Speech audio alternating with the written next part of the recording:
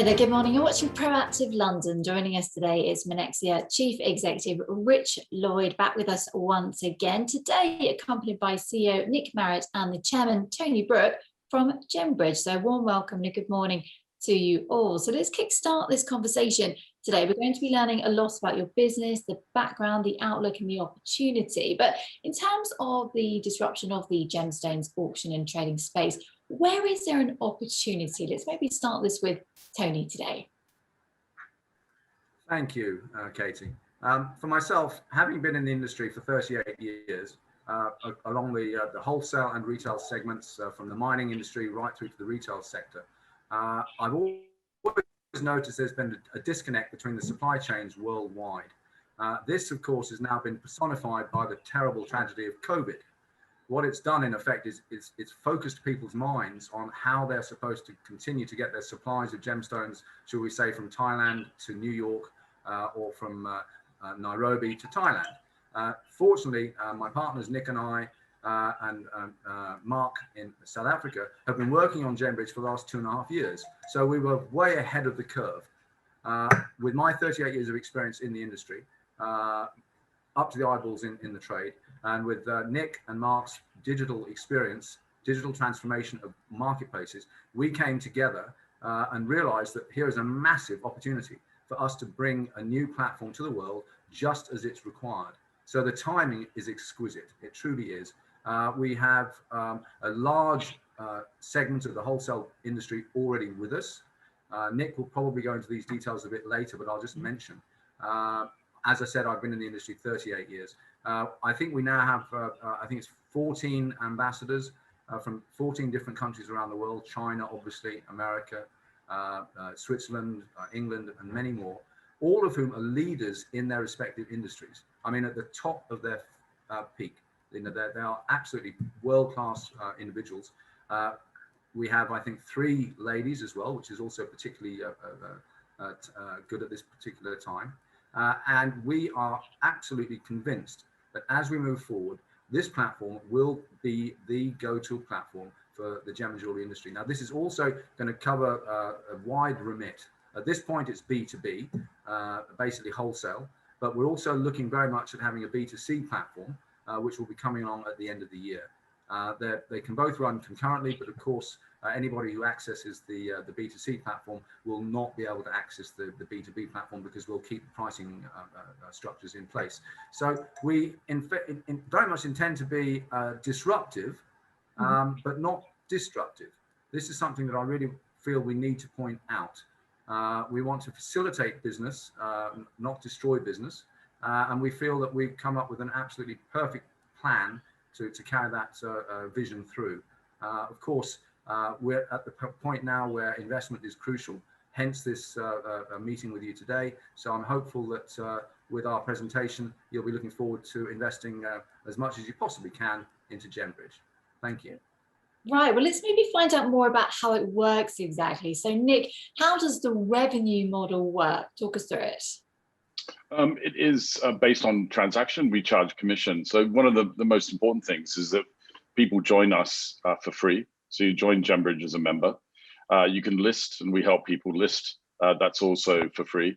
You can also develop your own personalized shop front on Gembridge, which we also facilitate for members. Where we start charging is when they transact, and that's very important. So once they transact, we charge 5% sellers commission and 3% buyers. And obviously we facilitate that deal and we draw that money down. So other than that, there are no other charges. And in terms of where this interest is coming from, Tony, where are you seeing some sort of main partners globally?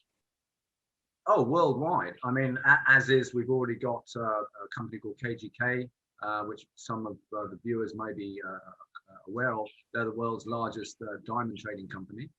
They're already with us. We've got here in Thailand, Sant Enterprises, Daimrusa, one of the top 3 high-end manufacturers worldwide, really. The last major Thai company that was still exhibiting at Basel World, the main gem and jewelry fair in Switzerland.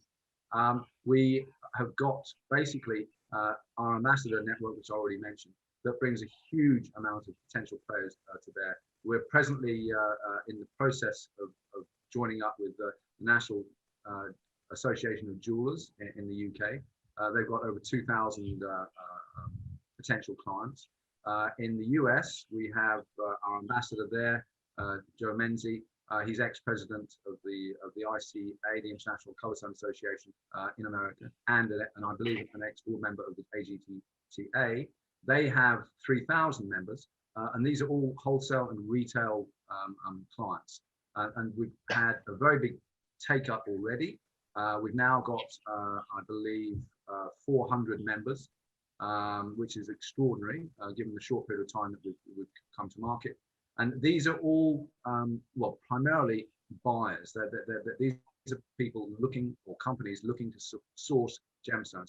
If I can just give you a quick example, on Monday, I believe it was, I had a conversation with a company in London, a well-established jewelry company, who was looking for, they were looking for a green sapphire, 6 to 8 carat stone. They couldn't find it. They couldn't source it in London. Obviously, given the COVID situation, there's no travel. They contacted us through Gembridge, and last night, a 6 carat stone and an 8 carat stone was sent to London. And I received a wonderful email this morning saying, wow, what an amazing turnaround, that you managed to achieve. It's not possible without a full understanding of trading online. And this is one of the biggest problems we're going to have, is bringing on board a lot of the old world gemstone dealers and jewelry manufacturers, who they have to realize it's all digital now. They've got to come forward, and that's what we're doing. Mm-hmm. And in terms of how people get involved, investors out there, let's maybe get Rich involved on this one. So in terms of the platform, how does it work exactly, Rich? Thanks, Katie. Well, as you know, we love a disruptive platform. It's what we did 4 years ago, and we really got cracking 2 years ago. Tony's comment, about the unfortunate COVID situation. Yes, platform-based whatever is the way forward. We've compared in our private market to Airbnb and Uber. The disruptive auctioneers and trading of gemstones is exactly the same situation, and the traceability there and the ability to do something that quickly, with the 6 carat gem is fantastic. And we see that the AML and the KYC, and also what Nick was saying, getting the B2C involved as well, getting the private investor involved, where the old archaic ways were probably, you just got prohibited from doing it. So they're issuing a loan note, which is available on the platform in our private market, and that's where people need to subscribe to invest in the mothership at an early stage. Mm-hmm. And maybe back to Nick, in terms of this loan note that Rich mentioned just there, how does this smaller raise blend in with future ambitions of yours? The money that's being raised is predominantly being spent on our second generation platform. So to just give you some context, we've been running what they call a minimum viable product since July 2020. And tech speak, that's really the most basic iteration of the platform. And you do that because what you do is you bring on maybe a handful, in our case, 20 trusted members from around the world, and you test it. And you keep testing it. You test the systems, the online systems and the offline systems. You get feedback and you fine tune, and you get to a point after about 9 months that you know exactly what works and what doesn't. Because the market will always surprise you. You clearly have a definite plan, but there's always some surprises. At the sort of 9 month stage, we've commissioned a build for a version 2.0 platform, which takes in our full vision and everything that we've learned. And that is due out at the end of the year. And the bulk of the money that we are raising with Rich is to build that version 2.0. Great. Well, pleasure to meet you all. Thank you very much indeed. Rich back with us today here on Proactive London from Minexia, and introducing Nick Marrett and Tony Brooke from Gembridge today.